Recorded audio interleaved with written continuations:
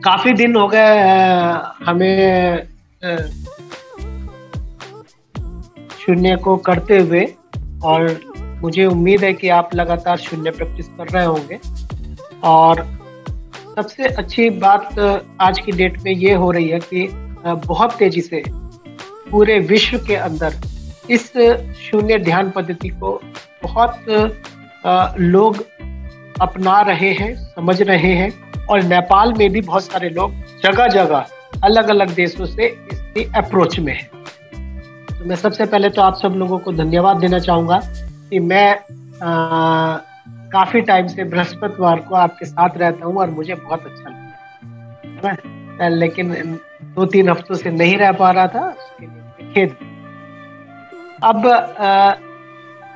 3 चीज़ें जैसे कि मैं आपसे बताता हूँ। पहली चीज़ तो ये कि हम शून्य ध्यान विधि क्या है।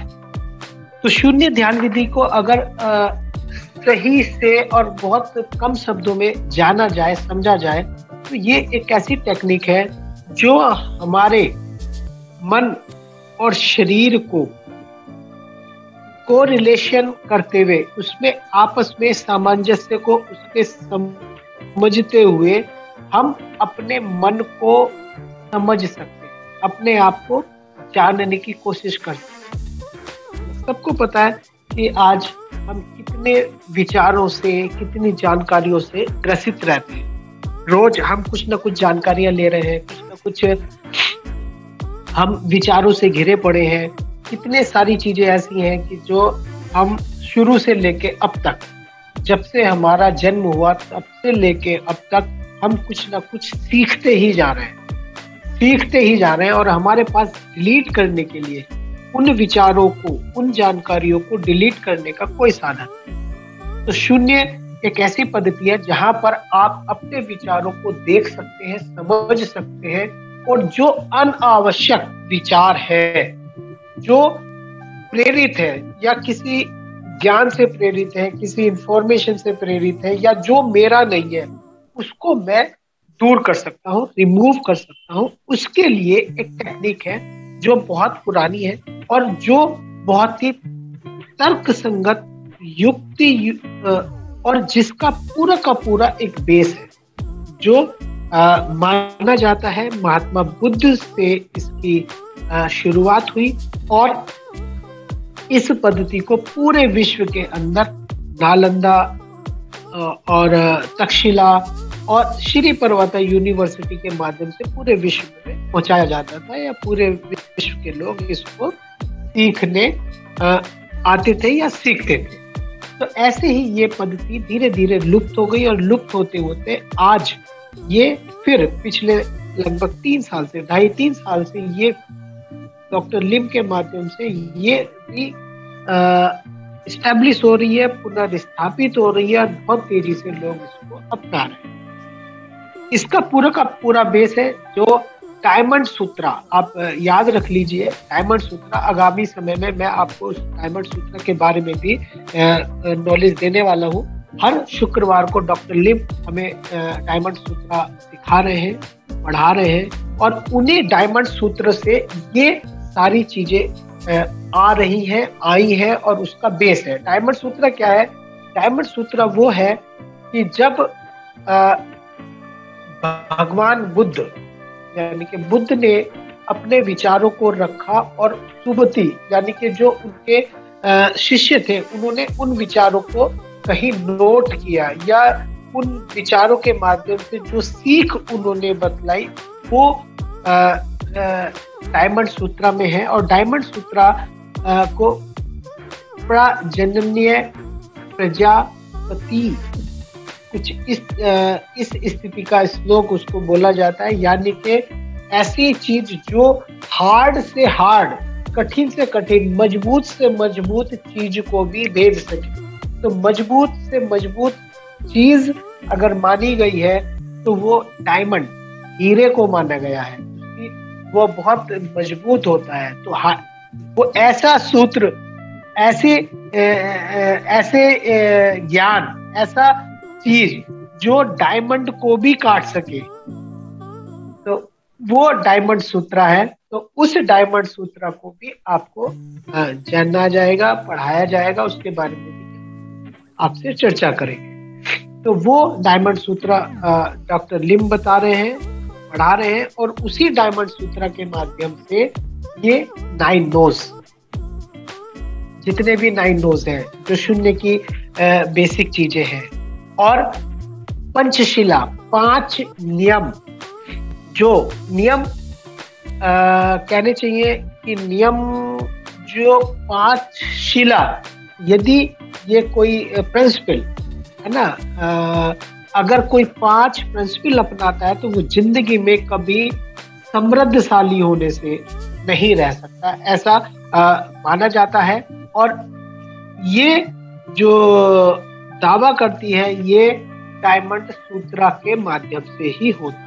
तो डायमंड सूत्रा से ही 9 नोज निकल के आए, और डायमंड सूत्रा से ही ये पंचशिला निकल के आए। तो 9 नोज में क्या है, फर्स्ट ऑफ ऑल कि किसी तरीके की कोई बिल्डिंग नहीं है ना, कोई टेम्पल या बिल्डिंग या किसी भी तरीके का कोई स्ट्रक्चर इस शून्य ध्यान विधि में नहीं है। नो मंत्रा, किसी तरीके का कोई मंत्र भी नहीं है। नो स्टैच्यू और कल्पना, यानी कि कोई किसी तरीके का स्टैच्यू या मंत्र भी नहीं है, या कोई काल्पनिक चीज भी आपको नहीं बताई जा रही। 3 तो ये नोज हो गए। इसके अलावा व्हाट इज योर रिचुअल्स, आपके रीति रिवाज क्या है, आप किस धर्म जाति समुदाय से आते हैं, इसका भी कोई लेना दे नहीं है। और आपका ईटिंग पैटर्न क्या है, आप क्या खाते हैं, इसका भी कोई सारोकार इस शून्य ध्यान विधि से नहीं है। अगर आप इसको समझे तो आप इस तरीके से समझ सकते हैं कि कोई भी व्यक्ति हो, वो व्यक्ति क्या खाता है क्या नहीं खाता है, वो उसने किस जाति धर्म समुदाय में जन्म लिया है, उससे कोई भी मतलब नहीं। उसके रीति रिवाज क्या है, यहाँ कोई आपको बौद्ध बनाने नहीं आया, कोई आपको हिंदू बनाने नहीं आया, कोई आपको मुसलमान बनाने नहीं आया, सिख बनाने नहीं आया, क्रिश्चियन बनाने नहीं आया। जो आप हैं, जो भी आप हैं, आप उसको माने। यहाँ सिर्फ एक टेक्निक है, और वो टेक्निक आपको दी जा रही है शून्य के माध्यम। तो यहाँ आपका क्या जाति है, क्या धर्म है, क्या रीति रिवाज है, क्या आपका खाना है, कोई भी मान्य नहीं है। आप जैसे हैं वैसे ही रह सकते हैं। इसके अलावा नथिंग टू टीच। मैं आपको बता रहा हूँ, हम सब लोग हर बृहस्पतिवार को सीखते हैं, समझते हैं, लेकिन मैं आपको कुछ सिखा नहीं रहा हूँ, है ना। सबसे मजे की बात है, जो समझना बहुत मुश्किल है, कि मैं कह रहा हूँ, मैं बता रहा हूँ, फिर भी मैं कह रहा हूँ कि मैं सिखा नहीं रहा हूँ। इसका मतलब क्या हुआ? इसका मतलब ये हुआ कि मैं सिर्फ एक चीज का आदान प्रदान कर रहा हूँ, और उस आदान प्रदान करने से आपका जो अनुभव होगा वही आपके लिए सीख होगी, वही आपके लिए ज्ञान होगा, वही आपके लिए अपनी पढ़ाई होगी।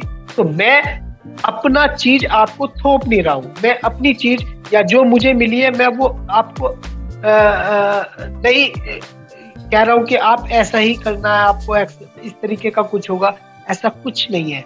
यहाँ सिर्फ एक चीज, एक प्रैक्टिस, एक टेक्निक आपको बताई जा रही है, उसके जो अनुभव होंगे वो आपके अपने।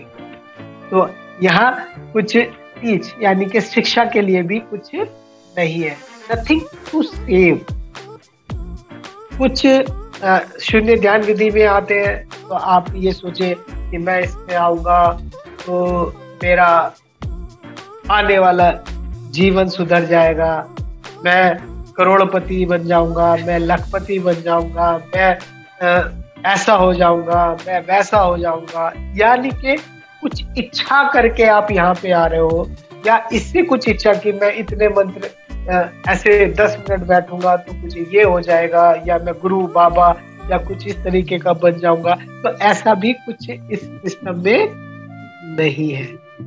ये नथिंग टू सेव, यहाँ तो सिर्फ आप अपने आप को जानने की कोशिश करते हैं और आप जो रियल में है, आप जो वास्तविकता में है, आप जो है उसके नजदीक आ सके, उसको समझ सके, और उसके नजदीक अगर आप आ गए, उसमें जो आपकी जो पावर है, उस पावर को आपने समझ लिया, वो पावर आप सबसे पहले आप महसूस करेंगे।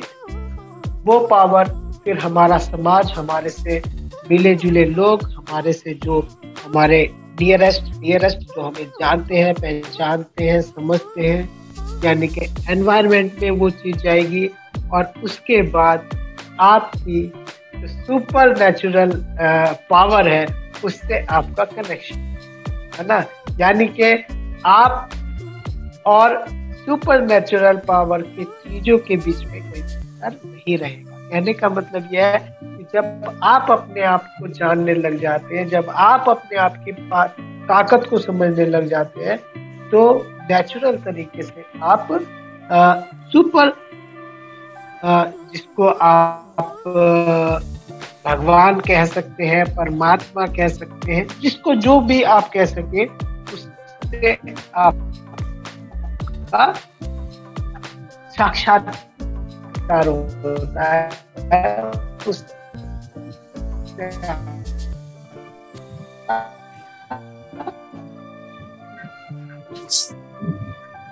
जानकारी होती है। तो ये जीव है ना, कोई चीज का भी नहीं है। और सबसे अच्छी बात यह है कि आप जब इन सब चीजों को समझेंगे, तो आप जिस धर्म के भी हैं, जिस बिलीफ को भी आप मानते हैं, उस बिलीफ को भी, उस धर्म को भी अच्छे तरीके से समझने लग जाए। आपके अपने होली टेक्स्ट जो आप पढ़ते हैं, जो आपके, चाहे कोई गीता पढ़ता है, चाहे कोई और ग्रंथ पढ़ता है, कोई बाइबल पढ़ता है, कोई कुरान पढ़ता है, कोई वाहेगुरु है ना, तो जो वो पढ़ते हैं उसका सार भी आपको अच्छे तरीके से समझ में आता है, और आप एक अच्छे मनुष्य, एक अच्छा व्यक्ति, एक अच्छा व्यक्तित्व आपका होता है, और जो सबके लिए लवेबल होता है, जो सबके लिए चहेता होता है। तो आप उस व्यक्ति को, उस चीज को बनने की तरफ अग्रसर होते हैं। ये कुछ चीजें जो शून्य ध्यान विधि से हम कह सकते हैं कि इस तरीके से हम कुछ चीजों को अपने आप में सुधार कर सकते हैं, अपने आप में परिवर्तन कर सकते हैं, अपने आप में अपने आप को जानने के लिए जब हम इस प्रैक्टिस का, और प्रैक्टिस मस्ट, जब तक आप प्रैक्टिस नहीं करेंगे, जब तक आप 9 to 0, 29 to 0, 99 to 0, double count, है ना। बहुत सारे लोगों ने ऑरेंज बेल्ट सर्टिफिकेशन ले लिया, उन्होंने 20 मिनट बैठा, तो उनको समझ में आया 20 मिनट बैठना कितना आसान भी होता है और आसान भी नहीं होता, है ना। बहुत सारे लोगों ने, जब आपने बैठा होगा तो आपने देखा होगा, कभी आपका कैमरा बंद करना पड़ रहा है, कभी आप हिल रहे हैं, कभी आप डुल रहे हैं। तो जब जितना ज्यादा हमारी बॉडी के अंदर मूवमेंट होता है, उतना हमारे विचारों में भी मूवमेंट होता है। जितना विचार में मूवमेंट होगा, आप अपने आप को, प्रैक्टिस करना बहुत जरूरी है। दिन में जरूर कम से कम 9 to 0 एक बार प्रैक्टिस करें, चाहे 29 to 0 करें, चाहे 99 to 0 करें, चाहे डबल काउंट। तो ये प्रैक्टिस होना बहुत जरूरी है। साथ ही साथ पंचशिला, ये पंचशिला जो है, ये नैतिक नियम है ना, अनिवार्य नहीं है, लेकिन अगर कोई व्यक्ति इन्हें अपने जीवन में अपनाता है तो वो समृद्धशाली होने से नहीं बचता। वो निश्चित रूप से कहीं ना कहीं समृद्धशाली जरूर होगा, उसे किसी भी तरीके की कोई दिक्कत नहीं आ सकती। क्या मैं झूठ नहीं बोलूं ना? अब आप लगा लीजिए, अगर आप झूठ नहीं बोलेंगे, ऐसा झूठ जो किसी को नुकसान ना दे, है ना। ऐसे बहुत सारे झूठ हैं जो दूसरों को नुकसान देते हैं। ऐसे झूठ, काला झूठ, सफेद झूठ, दो झूठ को हम मान सकते हैं कि हम ऐसा झूठ बोल सकते हैं जिससे किसी की जान बच रही हो या किसी को कोई फायदा हो रहा हो या जिससे किसी का नुकसान ना हो, लेकिन ऐसा झूठ ना बोले जिससे हमेशा नुकसान या जिसका कोई फायदा ही नहीं। झूठ का कभी कोई फायदा नहीं है ना। तो हमें अपनी लाइफ में झूठ नहीं बोलना चाहिए। हम किसी तरीके का कोई नशा ना, बहुत सारे लोग आप देखते हैं किसी न किसी तरीके का नशा करते। अब आप समझिए, कोई व्यक्ति झूठ नहीं बोले, कोई नशा नहीं करे, तो वो कितना बड़ा समृद्धशाली हो। जो मेरा नहीं है, जो मेरे से संबंधित नहीं है, उसको मैं ना लूं, है ना, उस पे मैं अपना अधिकार न जमाऊं। अब इसी बात को देख ले तो दुनिया के अंदर लड़ाई किस चीज की है? अधिकार की है ना। तो अधिकारी यदि आपने मैं ये नहीं कह रहा कि अधिकार या ये सिला ये नहीं कहता कि जो आपका अधिकार है उसे छोड़ दो, लेकिन ये कहता है कि जो मेरा नहीं है उस पे मैं अधिकार ना जताऊं, है ना। यानी कि अगर हम रिएक्शन की बात करें तो किसी की क्रॉस लेग है तो किसी को अपने साथ ना अटैच करे, किसी का गलत जानकारी ना दे, किसी को गलत ओवर क्लेम ना करे, है ना। तो ये ओवर क्लेम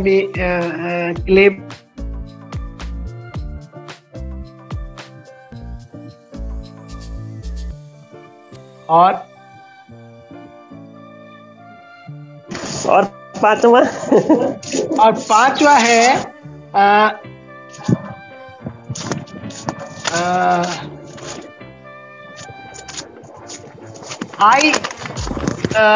मैं किसी का किसी के हारमनी, यानी कि किसी के घर का शांति या किसी के घर पे या किसी समाज में या किसी की मेरे द्वारा अशांति ना हो, है ना। मैं किसी की हारमनी को डिस्टर्ब ना करूं, है ना। तो ये पंचशिला है। एक बार मैं फिर आप लोगों को थोड़ा सा बता दूं कि आज मैं भी थोड़ा सा पंचशिला जो सबसे पहले टैलेंट कि हमें झूठ नहीं बोलना चाहिए। नंबर 2, जो मेरा नहीं है उस पर अधिकार नहीं करना चाहिए। मैं किसी तरीके का कोई नशा ना करूं। मेरे द्वारा किसी का कोई नुकसान ना हो, ना प्रकृति का नुकसान ना हो, किसी व्यक्ति का नुकसान ना हो, किसी जीव का नुकसान ना हो, है ना। तो मेरा किसी से कोई, और मैं कभी किसी की शांति, किसी के परिवार की शांति या किसी समाज में अशांति पैदा ना, है ना। मेरे द्वारा कभी किसी के घर का, किसी के समाज का या जहां पर भी मैं हूँ, जो मेरे से रिलेटेड है या जो मैं जिससे संबंध रखता हूँ उसमें मैं किसी को अशांत ना करूं। ये 5 नियम जो मानेगा वो पांचों नियम जो है आपको समृद्धशाली होने से नहीं रोक सकते। तो मैं समझता हूँ आज के बाद मैं भी इनको नहीं भूलूंगा और आप भी शायद इसको नहीं बोलेंगे, है ना। तो 9 नोट्स और पंचशिला, ये पंचशिला हमें इस तरीके का क्लेम करता है, इस तरीके का दावा करता है कि अगर किसी भी व्यक्ति ने, समाज के किसी भी व्यक्ति ने किसी भी क्षेत्र में किसी भी तरीके से ये 5 नियम को अपना लिया तो वो अपनी फील्ड में सफल होगा और समृद्धशाली होगा। ऐसा जो सूत्र है, डायमंड सूत्र है, उसमें ये सत्य है। इसको प्रैक्टिकल ग्राउंड पे, व्यवहारिक रूप में आप कहीं पर भी इसको देख सकते हैं, समझ सकते हैं और इसका अनुभव भी कर सकते हैं। तो ये 9 नोज थे और ये आपके पंचशिला थी। तो इस तरीके से ये 9 नोज और पंचशिला हो जाते हैं और अब यदि आज आप चाहें तो हम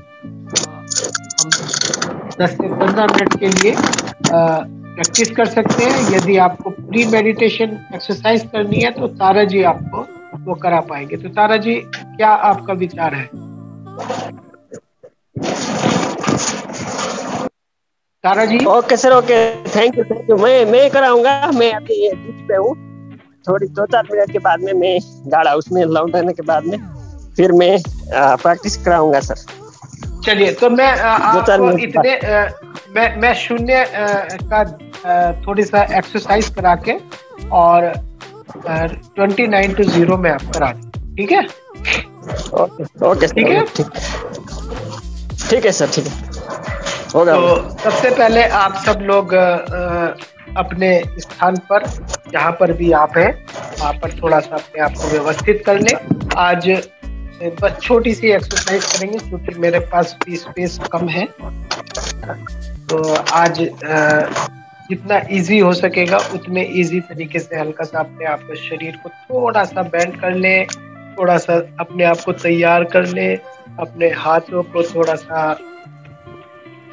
और अपने चेहरे को, यानी कि ये क्या है, ये है कि मैं मेरे शरीर के साथ और शरीर को समझने के लिए, जानने के लिए और थोड़ा सा एक्टिव करने के लिए मैं अपने आप को समझ लेता हूँ शरीर के माध्यम से।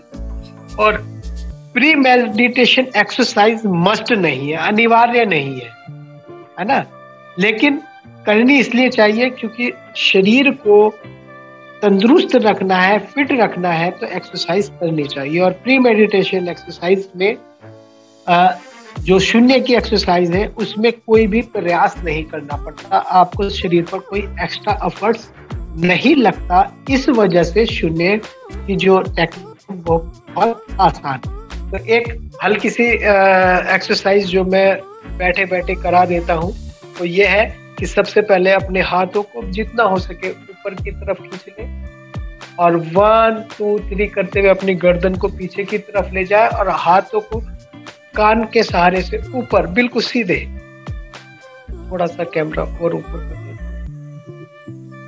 ये कान के सहारे वाई के रूप में कान से थोड़ा टच करते हुए ऊपर थोड़ा खुले हुए और ऊपर की तरफ खींचे और 1 2 3 4 करते हुए अपनी गर्दन को पीछे की तरफ ले जाए और हाथ को आप बाहर की, ठीक है? तो करते हैं, हाथ को ऊपर करते हुए गर्दन को 1 2 3 4 5 6 और हथेलियों को थोड़ा सा बाहर, रिलैक्स। एक बार फिर करते हैं, 1 2 3 4 5 6, रिलैक्स। एक बार फिर करते हैं, 1 2 3 4। दूसरे स्थिति पर हाथ को बिल्कुल इस पोजीशन पे कर ले, कंधे सीधे और ये डब्लू का आकार बना ले। हाथ बिल्कुल ये ऐसे ना हो, सीधे। हाथ जितने सीधे हों ना, बहुत से लोगों के हाथ ऐसे हैं, ऐसे नहीं, ऐसे, जस्ट लाइक त्रिशूल, डब्लू, है ना, बिल्कुल ये 45 एंगल पे खड़े हों, है ना, किसी के नीचे झुके हुए हैं, किसी के ऐसे हो रहे हैं, तो ये 45 एंगल पे और सीना बाहर और 1 2 3 4 5 ऐसे करते हुए हाथों को बाहर की तरफ ले जाए, रिलैक्स। 1 2 3 4 5, 1 2 3 4 5। के बाद हाथों को बिल्कुल स्ट्रेट कर ले, बिल्कुल सीधा कर ले और ऐसे ही 1 2 3 4 5 6 और हाथों को ऐसे कर ले, है ना, हथेली ऐसे, ये नहीं, यहीं पर ऐसे। मैं ऐसे, दोनों हाथ ऐसे हैं, पहले नीचे की तरफ है हथेली और जैसे जैसे गर्दन ऊपर करेंगे वैसे वैसे हाथ को घुमा लें। ठीक है, कैमरे की वजह से मैं ये कर रहा हूँ, आप, हाँ, यस, गुड, है ना। तो पहले हाथ नीचे है और जैसे हम करेंगे हाथ को ऊपर की तरफ,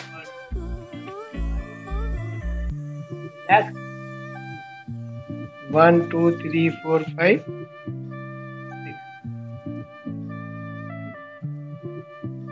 रिलैक्स, 1 2 3 4 6। और इसके बाद ये कुछ इस तरीके की पोजीशन, इस तरीके, यहीं बैठे बैठे आप कर सकते हैं। बिल्कुल शरीर हाथ हो, पहले हाथ हथेली नीचे की तरफ और ऐसे करके 1 2 3 4 5,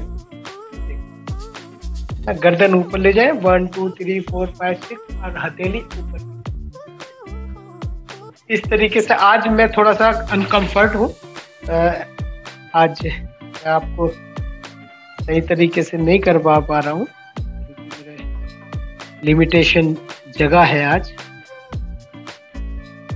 तो नेक्स्ट टाइम मैं आपको अच्छे तरीके से करा पाऊंगा। तो इस तरीके से आप कर सकते हैं और यहीं से आप अपने हाथों को हैंड रेज वाली एक्सरसाइज करते हैं। ये 10 बार हम करेंगे। जो सांस हमारी आ रही है, आंखें थोड़ी सी बंद, ध्यान आंखों को अगर हल्का सा खोलना है तो हाथों पे ले जाना है और सांस जो आ रही है और हाथों पर हमने एक गोल की है, ये मान के चले अपने हाथों पर, और गोल रखने के साथ हमने जो सांस आ रही है, सांस के साथ बोल को उठाया, सांस के साथ बोल को नीचे रखा। इस तरीके से सांस के साथ उठाया, ये हम करेंगे 10 बार। और उसके बाद हम 9 to 0 और 29, ठीक है। तो यहीं से हम 9 to 0 करेंगे और 29। तो शुरू करते हैं।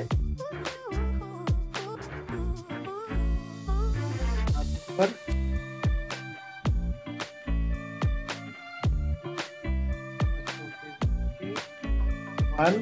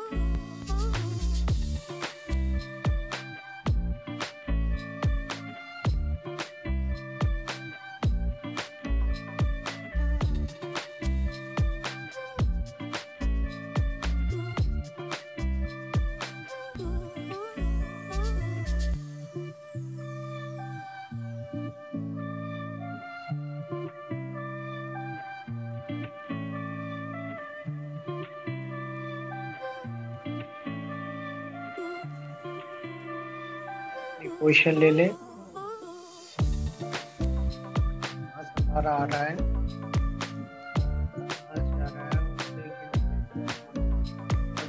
रिवर्स काउंट शुरू करते हैं। उसके बाद 29।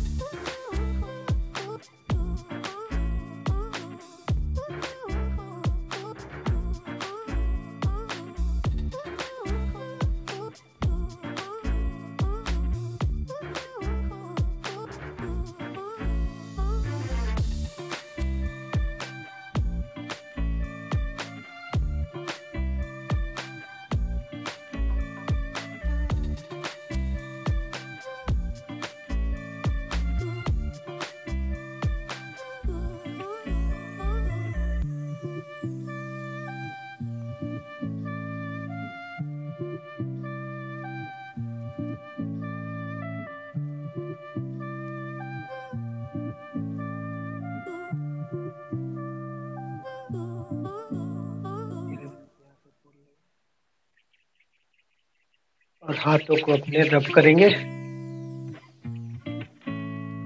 चेहरे पर, अपने माथे पर।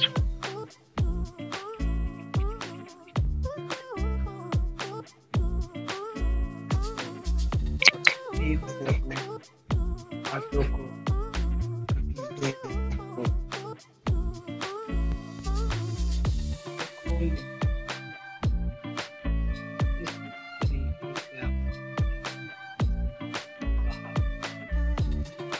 ये एक छोटा सा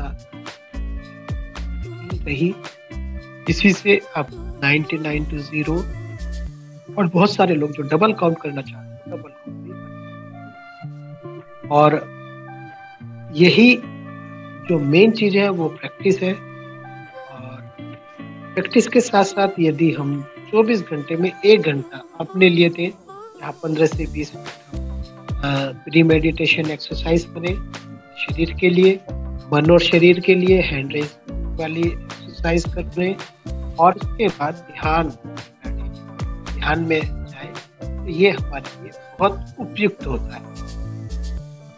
ये करें कि 24 घंटे में 1 घंटा जरूर निकालें, और ये समय आपका कभी भी हो सकता है जब आप थोड़ा सा करें।